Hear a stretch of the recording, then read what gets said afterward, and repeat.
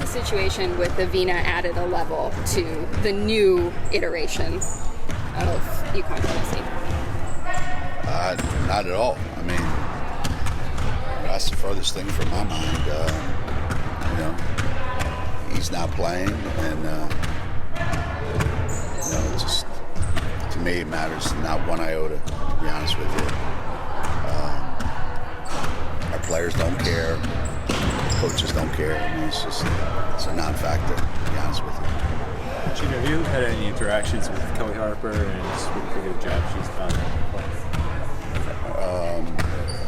You mean this season, since the season's been on? Only to say, congratulations and good job. I mean, best wishes and that kind of stuff. I mean, when Kelly was hired, I wasn't really surprised that she got the job. I mean, she's been really, really good everywhere she's gone, and having played there, and she knows the deal at Tennessee. She knows what the expectation level is, and I think she's done an amazing job. It certainly wasn't an easy job to step into,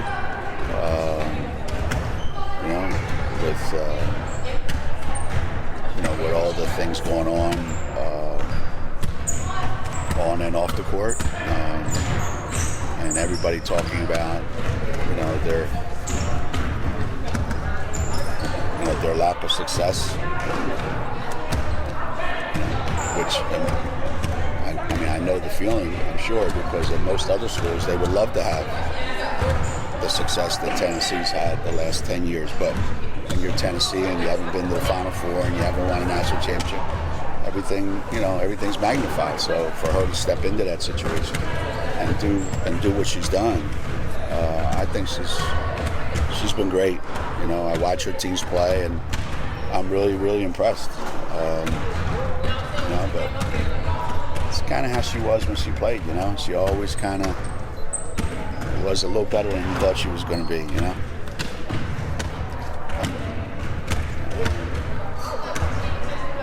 So I'm happy for her. You had a lot of interaction with her over the years? No, not much. I mean, we never got a chance to play. Right. When she, whether it was at NC State or Missouri State or where, the places that she's been, we never, and where she was, we weren't necessarily recruiting in the same gyms. When you go recruiting, there's this gym for these players and there's that gym for those players. And she used to be in that gym, and now she's in the same gym that I'm in. And I'm sure we'll be seeing each other a lot, during the recruiting periods. But up to now, not much, no. No. Most of your players were in their basketball beginnings when this series and rivalry was ending.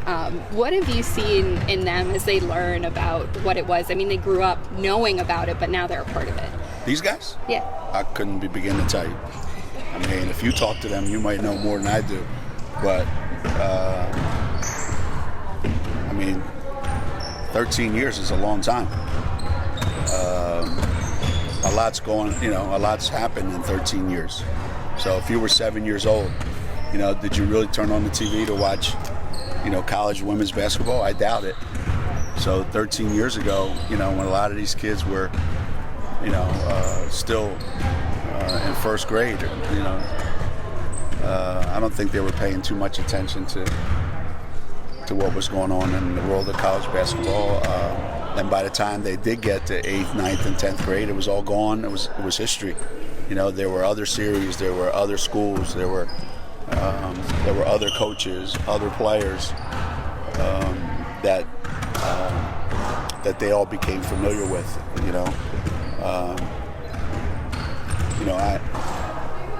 I can't say for certain, but I can honestly say that looking around, other than Crystal, who grew up down there, I don't know who on our team, was really heavily recruited by Tennessee. So I can't even say we were involved in some great recruiting battles with them. It's just you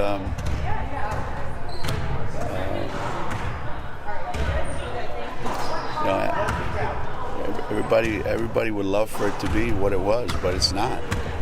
It's nostalgia. You know, it's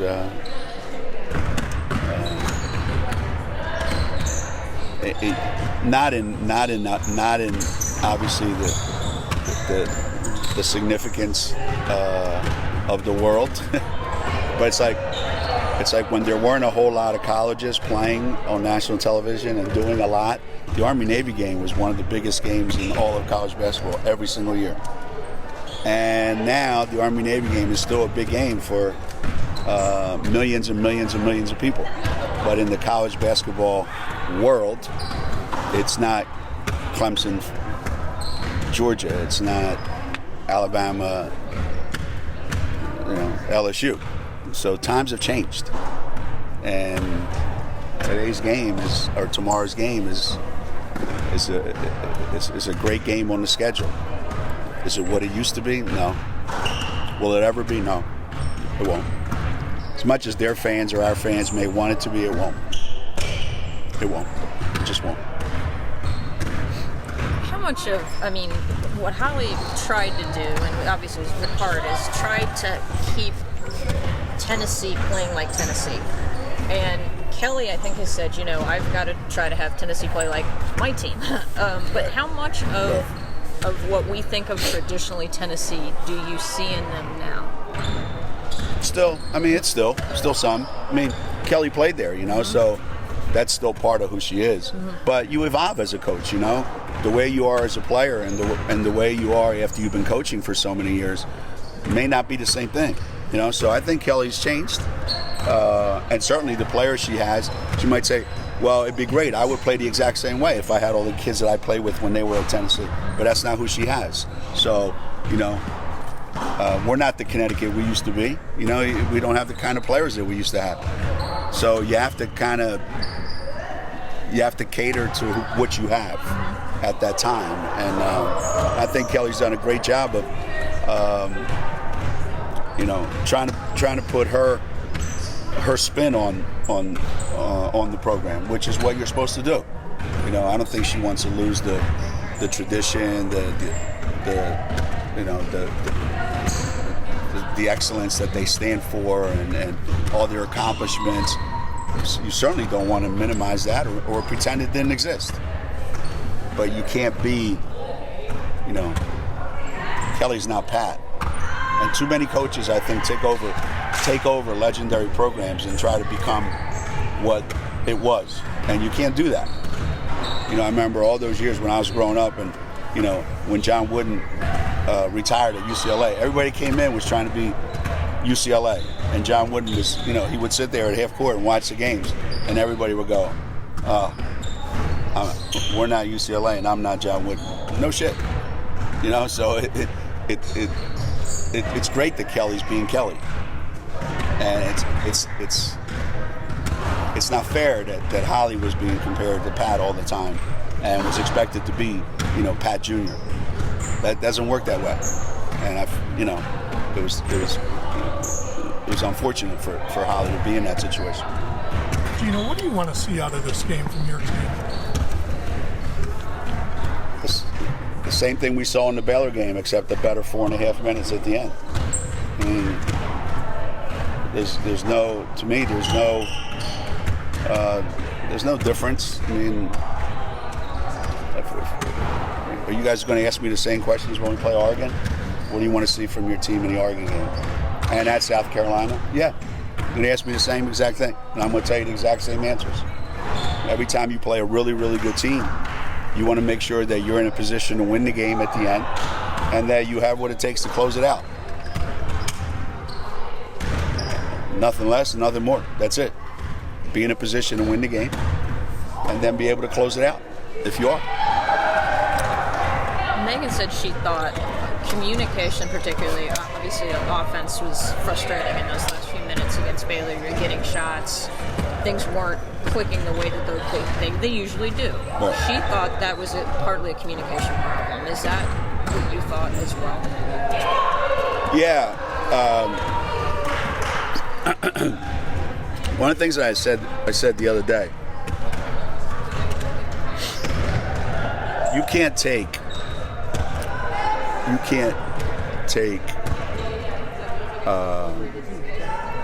let's just use Liv as an example.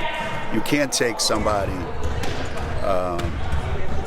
that played as little as she played and had as little impact as she had, and then say, okay, listen, here's what we want you to do. We want you to play great against Lauren Cox, who was MVP of the Final Four probably, and expect it to go our way. Now, do you expect it to be as bad as it was? No. And, Anna, I want you to go in there and do some of the same things that we've always done against teams like that. No. What was disappointing was that Crystal and Megan, in particular, that we were not able to figure out, okay, well, how do we continue to do what we did the other 35 minutes? Why did it get away from us? And that's something that obviously we've talked about is, you spent your whole career at Connecticut watching other people do it. And now it was your turn for the very first time. And it didn't go right. There's nothing wrong with that, but little by little it has to get fixed. And hopefully, as the season goes on, it'll keep getting better. But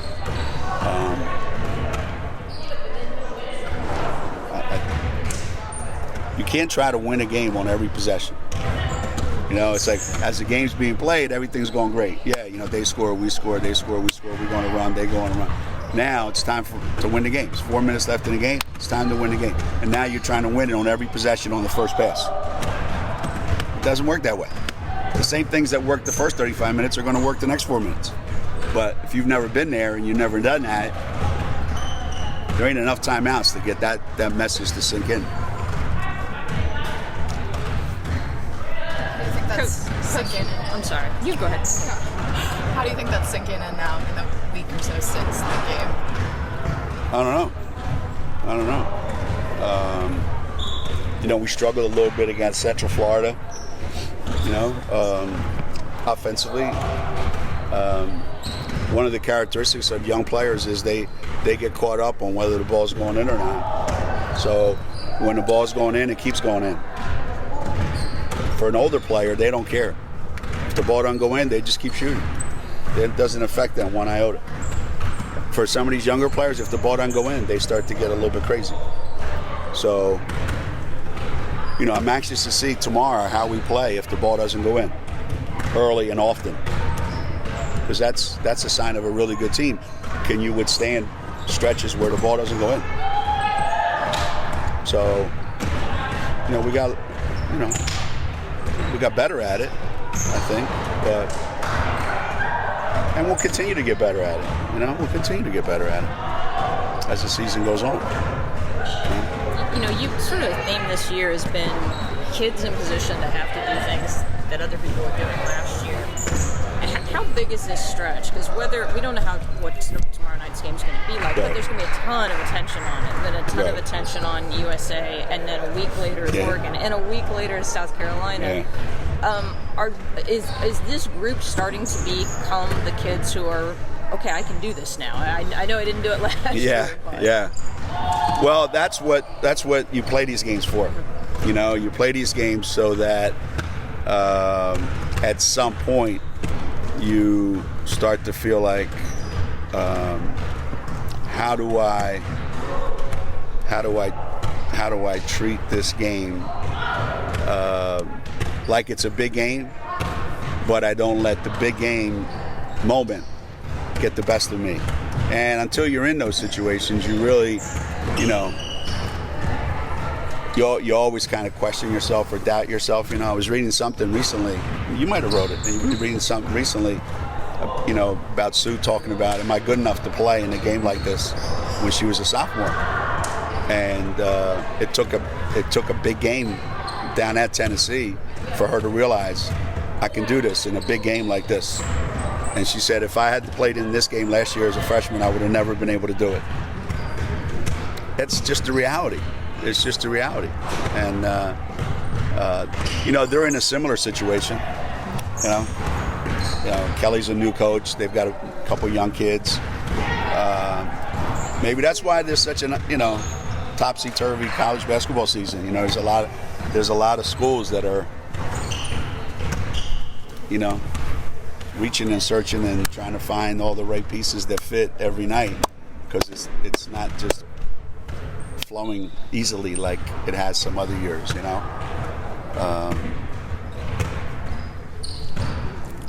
We'll see. That's why, this time of the year, I say this all the time, every year for the last 25 years. We'll see. I mean, there's been maybe 5 or 6 times, which 6 times I'm talking about, 7 times, where I've said, don't worry about it. Everything's going to be fine. What do you think about tomorrow night? I don't. How do you think tomorrow night's going to go? The way every other night goes. You think the other team has a chance? No. So I've been there, and I'm not there right now. I'm sorry if you. I'm not there right now. I'm not having a party tonight. I'm not going to bed at 4 like I have before these games. Trust me on that one.